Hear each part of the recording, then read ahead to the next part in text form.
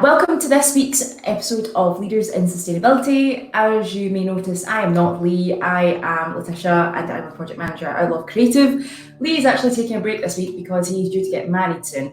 So we've all thought it would be best if he just took a wee mental break before that happened. Big chapter in his life.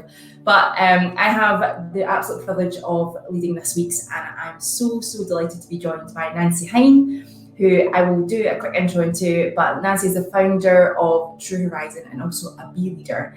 Thank you very much for joining us today, Nancy. Pleasure. Thanks so much for having me. And why don't we just start off by you explaining what actually is a bee leader? Because I've actually heard that, we've heard of B Corp, haven't we? But we've not really heard the term bee leader. Yeah, so a lot of people I think have heard of B Corps. They've definitely been a topic of discussion recently.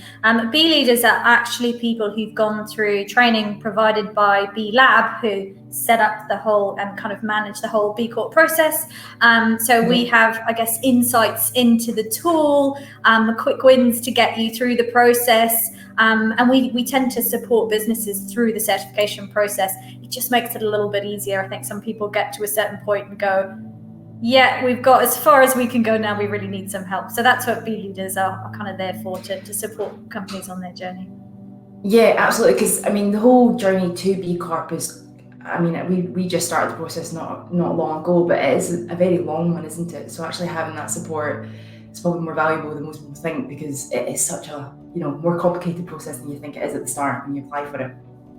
Yeah, it can seem really overwhelming, and I think having somebody to help you break it down into kind of manageable bite-sized pieces kind of takes away that overwhelm.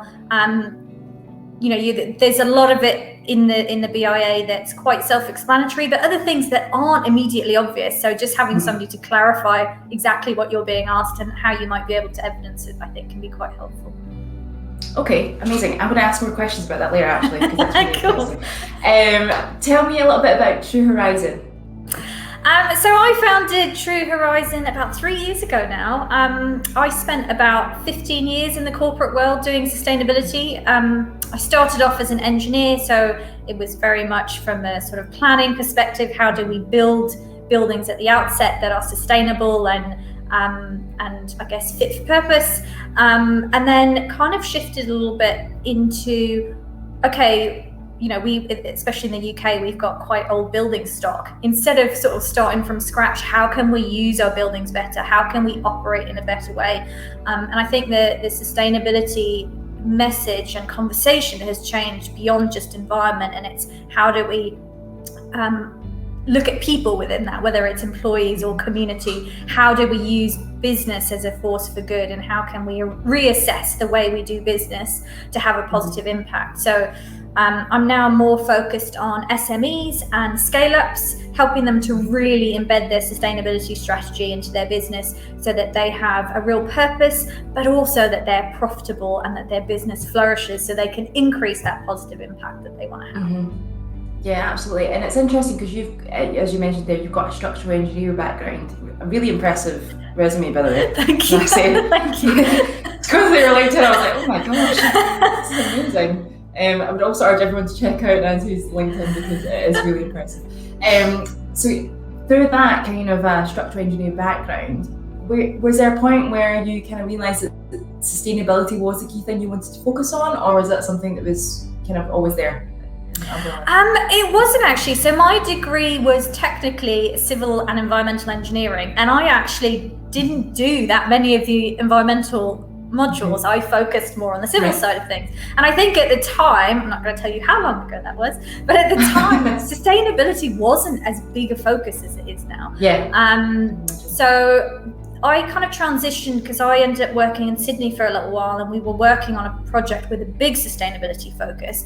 And I actually found that I preferred that to what I was doing sort of from the design side of things. And I really got into that collaboration across the design team about what types of things can we do in this building? How do we make it better for people and planet, as well as, making it structurally sound? So, so it was kind a little bit unexpected. But I kind of transitioned a few years ago, and wouldn't look back now. Definitely wouldn't go back to structural engineering in the way that I had. Amazing. And what, you're talking about the kind of sustainability kind of almost tweaks that people are making to their structural plans. What kind of trends are you seeing that people are more likely to be making these days and actively making for that reason? In terms of how they operate as a business? Well, both that plus, with regards to the actual, when you guys come in to help them, what kind of things are that, say, for example, you're suggesting them, or you're saying that actually a lot of the time you're recommending certain, say, structural changes or whatever it is? Yeah. So the question I get from most kind of clients before they become a client, so at those early stages, is, look, we've done a whole lot of things in our business. We might have got rid of single-use plastic. We might have swapped to a renewable energy contract. What do we do now? Well, we're a little bit stuck. We don't know which direction to go. And I think one of the biggest things for businesses is you're tracking metrics within your business for a lot of things, whether it's financial, whether, you're looking to scale, whether, it's client relationships. But people forget that sustainability is the same as that. If you're not tracking those metrics, if you don't know your data, if you don't know your baseline, it's impossible to understand where you should focus your efforts. So really, the first stage is, I guess, a materiality assessment. Start to calculate some of your emissions. A few things I guarantee will pop out and you'll go, wow, this is where the majority of our emissions come from. And therefore, that's where we should start. That's where we have the most room to improve. But also understanding your key stakeholders. So stakeholders rather than shareholders. The stakeholders could be anybody from your employees to your clients, investors, insurers. Who are they and what do they expect from you from a social or environmental perspective? And once you start to bring all of that together into a strategy that aligns with your other corporate strategies, it becomes a lot more effective and a lot less overwhelming because you have a clear focus for how to get to where you're going.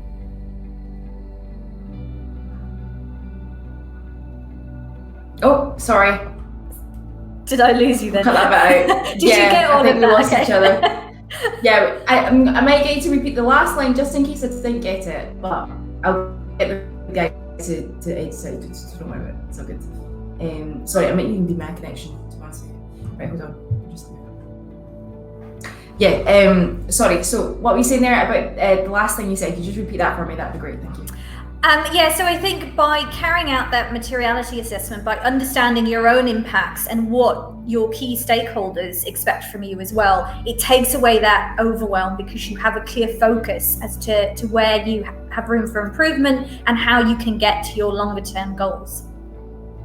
Yeah, absolutely. That's really interesting actually, because I think a lot of the time people, we think kind of short-term changes are what they need to do today to make that impact and change, but actually over, a lot of the time it is over a long period of time. It's a long-term investment, isn't it? And just like let's say it is, yeah. Most people don't have the finances to be able to do everything in year one, and that's okay. That's totally okay. And I think this is why there's a lot of talk of net zero carbon, and people are setting those targets for 2030, 2040, 2050. The reason for that is because it is a process. You've got to understand your baseline and then start to put those projects in place to reduce those emissions. And it's impossible to do overnight. You've got to sort of break it down into longer term goals. Yeah, so you're kind of like working backwards in a way. Exactly. What the end picture is. Okay, so what kind of common kind of art is there? Common goals that people use, and you were talking about measures of success there. So is there many kind of like common measures of success that people use? I think the key thing really is that understanding that everybody's business looks a little bit different depending on what you're doing. You might be a digital business, you might do manufacturing, you might have a lot of deliveries. So your emissions will look a little bit different. I think there's always quick wins. There's some great things you can do that will probably apply to most businesses, like swapping to a renewable energy contract, like looking at things like pensions within your business, where we invest our money is very important, what banks we use. So there's a lot of quick wins you can do that are more behavioral change than anything that requires a huge amount of investment. Sometimes it's just setting new policies and things around travel, for example. If you've sort of assessed your emissions and you can see that, you know, your business travel is really high in terms of your overall emissions, start with behavioral change first. Get people thinking about, okay, do I really need to drive? Can I car share? Can I get the train? Can I get the train instead of flying somewhere if it's internal? So a lot of times it's behavioral change to start. And actually that builds momentum as well. You don't want one person being responsible for the sort of strategy for the whole business, because you've got different areas of expertise and different feedback that you can get in. And actually then your employees feel engaged in the whole process as well. And that's quite important.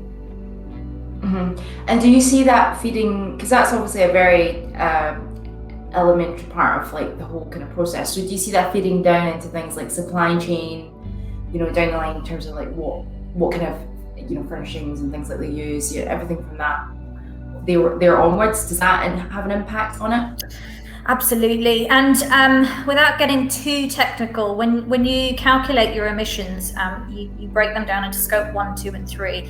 Scope 3 is pretty much everything that sits outside of your direct control as a business. And for most businesses, that will be about 80% of your emissions. If you imagine everything, you know, before you and after you.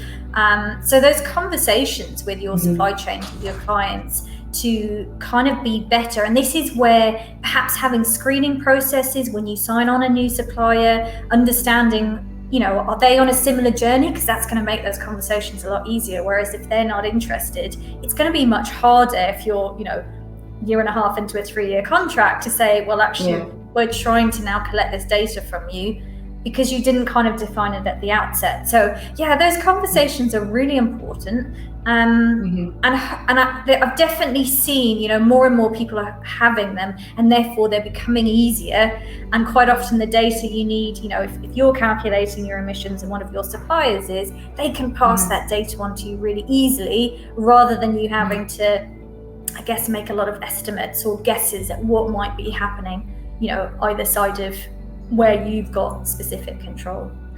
Yeah, so it's more kind of handing it over to them in terms of what is actually achievable, rather than trying to like set an unachievable goal that then has to be put on someone else, like, okay, go do this. Yeah.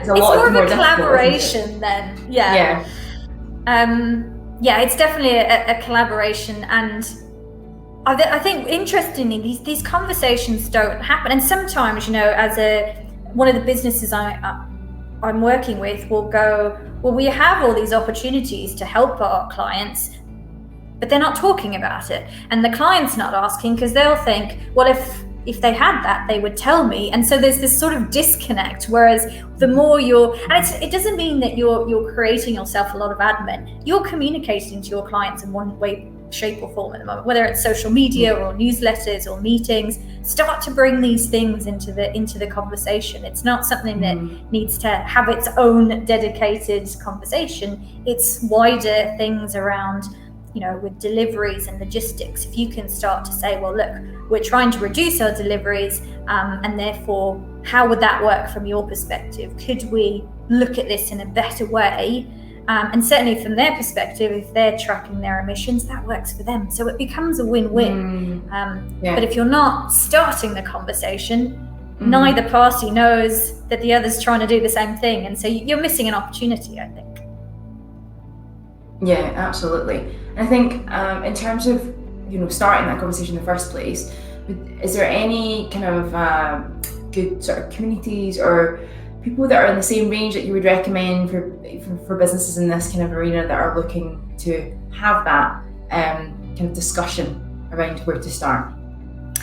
I think certainly look for companies who have certifications. B Corp is a big one. There's a lot of there's a fantastic community within the B Corps who are, I guess, have the same values and the same mission and the same goals, and are looking to support each other. So B Corps are a great starting point. And they're also really open to sharing information and data and all of that side of things. But again, it's kind of, when you're taking on a new supplier, what are you asking them? Have you asked them anything about their environmental impact, or whether they're tracking it, or how, from a social perspective, what they're doing? And I think more and more, and I think as conscious businesses, we need to be making it more accessible. Are we putting things on our websites to make it really easy for people to identify somebody with shared values? So that communication piece is really key. And it doesn't, because it's a little bit unfair to say if you don't have a certification, you're not ethical or sustainable. There are reasons people might not go down the certification route. So sometimes it is just a conversation around, this is what we're trying to do. We're trying to understand our impact. How open are you to a conversation about this? And I think you find out pretty quickly whether, people are on board or not. And then, again, it doesn't mean that you drop them as a supplier, but it's a conversation. It's a decision to be made. Are you on the same page, or are you kind of poles apart? And will it become just more difficult to work with them moving forward? Yeah, absolutely. I get that, because I think at the end of the day, it's like having that drive and that passion, and also that intent to really immerse the sustainability within your business proposition. It's kind of like almost like having like a kind of brand value, isn't it? So we talk a lot about having your kind of brand values and communicating them to, not only internally within your team, but also externally. And actually, sustainability has very quickly become one of ours, because we want to be, regardless of what kind of service it is we offer, and despite that being very much professional and like virtual and in terms of like knowledge and skills, there's still an element that we want to try and portray to others. So I think 100% the communication piece is, one would always vouch for, is actually in the first place making sure that you're talking about it and making it seem not obvious, but like known to other people, and that is a very key place and very easy place to start as well when you think about it, isn't it? It's just telling people. Yeah, we care about this. This is what we care about. Yeah. And actually, absolutely. I think there's that fear sometimes that you can't talk about it until you've got your head around it, or till you're perfect, or but actually, I think it opens up many more conversations when you say, right, this is what we're good at, this is where we're not so good, and these are the challenges we're having. It's not necessarily a simple fix, but the more that we talk about that and make that okay, without sort of, I guess, shaming people for, oh, well, that's the wrong thing to be doing, or well, you should be reading this article, or whatever it is, which is just not helpful, the more we can be honest about the challenges we're facing, the less that people feel excluded, like, well, I can't do that because they have X, Y, and Z, and therefore it was easy for them, but where do I even start? So I think taking people on that journey with you is a really powerful story. Absolutely, I think that's really good advice as well. And actually, leading on to that, then through your B leader status, how have you found that kind of, what are the most common problems and challenges that people face when they're going through a B Corp, and what can you tell us about that? Yeah, so I did my B Leader training at the beginning of this year. So I heard about B Corps maybe about a year ago, maybe a couple of years ago, but it kind of resonated with me, the way that the framework that's set up, the inclusivity of it, you can be any business of any size pretty much and still go through the process. And the fact that you can use the framework absolutely free, even if you don't intend to get certified. I think I like that information and that data is available to everybody if they want it. A couple of the main two reasons people will come to me is I guess getting verification of what exactly is being asked and how they can evidence that. So although the initial stage is, you fill out an online questionnaire, I guess, as it were, there is a verification process involved as well. So it's not, you can just say, we do this. You have to be able to show that you do actually do that. So talking through what that might look like with businesses, and also time. People start it and then it just, it's one of those things where you get busy with client delivery or whatever else it might be. So having someone to hold you accountable and talk you through it, because I think every time you get to that stage where you go, oh, I'm not quite sure what this means, you kind of put it on the back burner, and then suddenly 3 months have gone past. So having somebody there to go, no, don't worry, I can answer that really quickly, don't lose the momentum, keep it going. They tend to be the two biggest things, just time being a big one. Yeah, absolutely. And you found that's, or are there any kind of industry specific trends or challenges or questions? Because you must have helped quite a vast majority of different kinds of businesses in different industries. Yeah, the big one at the moment from a B Corp perspective is food and drink. I'm getting a lot of inquiries from food, and I think largely that stems from their clients. There's a lot of talk about what we eat and how we farm. I mean, even Jeremy Clarkson's program, I don't know if you watched it, but it gets people thinking about what are we doing, is the answer that we all go vegan, or should we be looking at how we farm, or and these conversations are so relevant to everybody because we all eat. So food and drinks companies are a big one, but also the digital space as well. For a long time, people thought, well, I work from a home office or in a co-working space, and so my impact is really low. I don't make anything.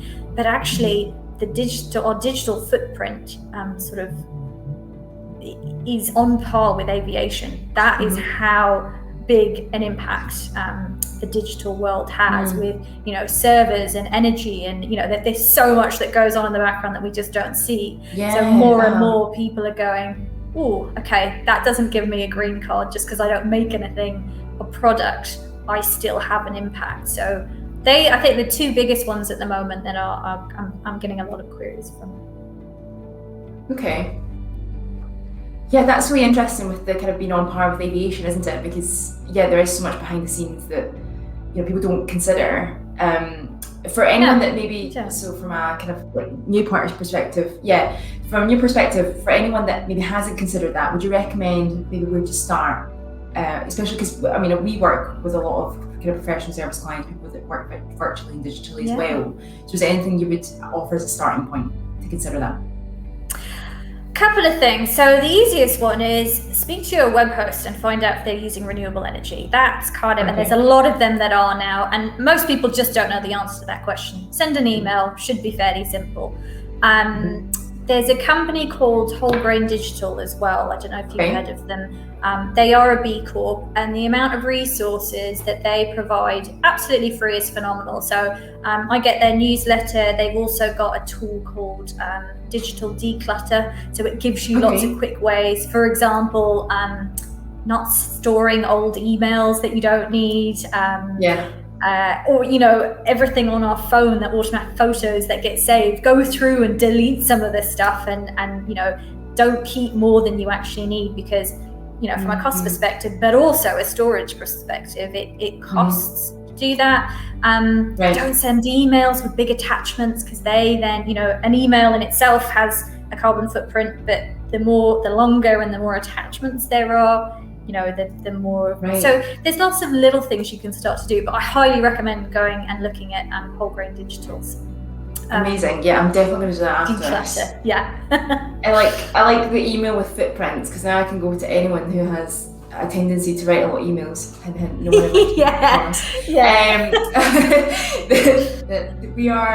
we've got a footprint for every single email that we send, so we shouldn't send that many emails. Note to self. Amazing. That's a really good tip. Is there anything else that you would recommend? I think they're the kind of bigger ones. Again, we've moved so much towards video calling, which is great. But again, sometimes it's phone call. But I think we've forgotten that the phone exists anymore. Do you need to have a full video call? And I think the main thing to remember is this isn't about feeling guilty when you do have to do these things. We operate as businesses, and even just living, we have an impact. So really it's about having the information to make the better choices, and knowing that sometimes I have to fly, or I have to drive to a meeting, or I have to have a video call, and that's okay. But just getting used to asking yourself, do I need that this time, or can I do this in a different way? Right. Yeah, it's interesting with the video calling thing, isn't it? Because now we've kind of got into such a pattern of just using it every single day, that we do forget that we could just pick up the phone or meet someone now. Like I think as well there's probably a bit of a, not a phobia, but I think like because people are coming out of lockdown and our bodies have gotten used to not having that face-to-face interaction and that kind of distant phone call interaction. It's really easy for us. It's probably easier for us to go in a video call like it is now than to actually just pick up a phone and imagine what someone's face looks like behind the voice. So don't know how that will impact us afterwards, but that's really good advice. Okay, well, is there anything else that you would like to give a wee mention back? And I can obviously cut this bit, but if there's anything else you think maybe you'd like to talk a bit more about, Nancy, we can do that as well, because we've got a bit of time to do that. I think now.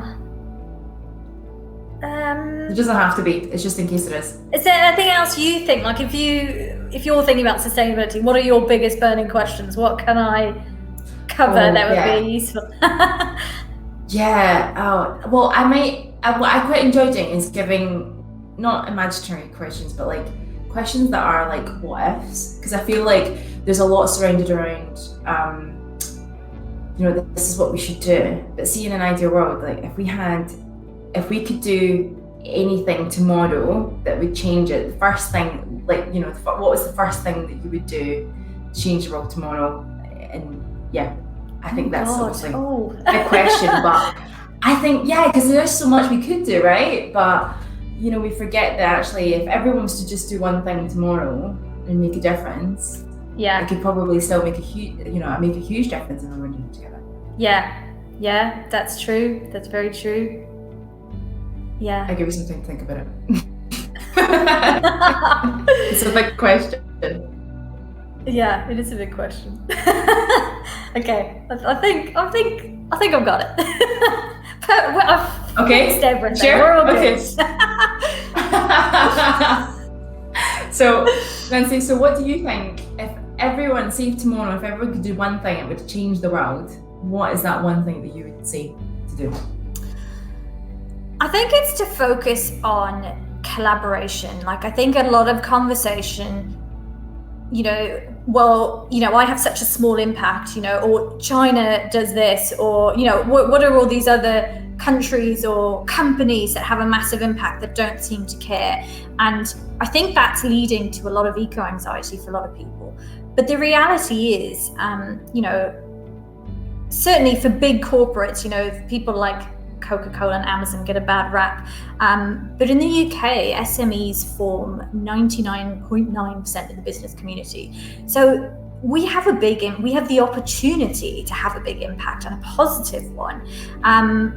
And we need to work together. We need to share ideas. We need to collaborate, because that will have a big impact. So have those conversations, start small, do one thing at a time. Don't try and look at the big picture too much to start. Just build that momentum, have conversations, and don't call other people out for don't make them feel bad about trying to do the right thing. Those conversations need to be accepting, non-judgmental. And I think the more that we do that, the more that we're honest and open and collaborate, the impact will be huge. And I think I would almost say it's a behavioural thing that we all need to kind of look at and do a little bit differently and support each other.